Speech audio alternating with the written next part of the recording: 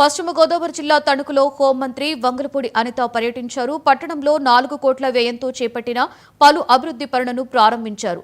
జగన్మోహన్ రెడ్డిపై ఆగ్రహం వ్యక్తం చేసిన అనిత దళితులను లక్ష్యంగా చేసుకుని వారిపై దాడులు చేసిన ఘనత జగన్దని అన్నారు. డాక్టర్ సుధాకర్ను నడి రోడ్డుపై చిత్రహింసలకి గురి చేశారని గుర్తు చేశారు.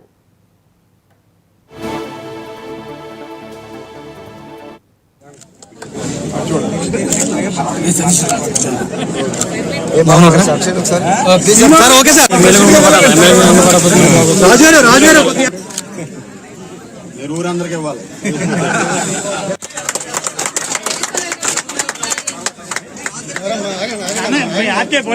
రావడానికి ప్రధానమైన కారణం మీరందరూ ఆ రోజు ఓట్లేసి గెలిపించడం. ఎందుకంటే 2019లో మీరందరూ కూడా ఆ రోజు నమ్మకంతో జగన్మోహన్ రెడ్డిని గెలిపించిన దగ్గర నుంచి కూడా టార్గెట్ ఎవరిగా పనిచేశారంటే దళితులనే టార్గెట్ చేసి ఆ రోజు పనిచేసిన పరిస్థితి. డాక్టర్ సుధాకర్ దగ్గర నుంచి మొదలు పెట్టుకుని డాక్టర్ సుధాకర్ అనే డాక్టర్ ని నడి రోడ్డు మీద చిత్రహింసలు పెట్టించి పిచ్చోడి కింద ముద్రేసిన పరిస్థితి. ఆ రోజు నుంచి మా పోరాటం స్టార్ట్ అయింది. ఇక్కడే ఎమ్మెల్సీ అనంతబాబు డ్రైవర్ సుబ్రహ్మణ్యాన్ని చంపి తీసుకెళ్లి డోర్ డెలివరీ చేసిన పరిస్థితి. అదేవిధంగా వరప్రసాద్ అన్న కుర్రోడ్ని ఇసుక కుంభకోణం చేస్తున్నారని అడిగితే సాక్షాత్తు పోలీస్ స్టేషన్ లోనే కూర్చోబెట్టి శిరోముండనం చేసిన పరిస్థితి.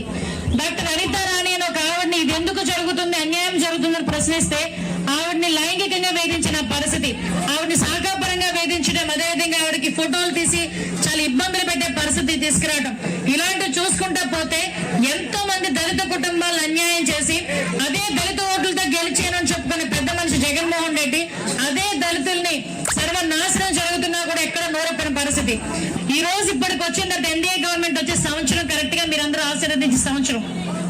ఈ సంవత్సర కాలంలో దళితుల సంక్షేమే ధ్యేయంగా పనిచేసాను తప్ప ఎక్కడ కక్షలకి కార్పణ్యాలకి కూడా తావు లేకుండా ఈ రోజు పనిచేసిన సందర్భం. ఈ రోజు నిజంగా తణుకు నియోజకవర్గంలో చాలా నేను ఆశ్చర్యపోయాను. ఈ రోజు తణుకు నియోజకవర్గంలో మీ ఎమ్మెల్యే గారు నాకు మాత్రం ఈ విషయంలో మోసం చేశారు. విగ్రహాల ఓపెనింగ్ అమ్మ రా అన్నారు. విగ్రహాల ఓపెనింగ్ ఒకటేనేమో అనుకున్నా. సుమారుగా దగ్గర ఒక 10 కోట్ల పైన ఉంటాయండి. దగ్గర 6 కోట్ల పైన సంక్షేమ కార్యక్రమాలు, అభివృద్ధి కార్యక్రమాలని మీ నియోజకవర్గం మొత్తం 4 గంటల్లో తిప్పారు. రావడానికి ప్రధాన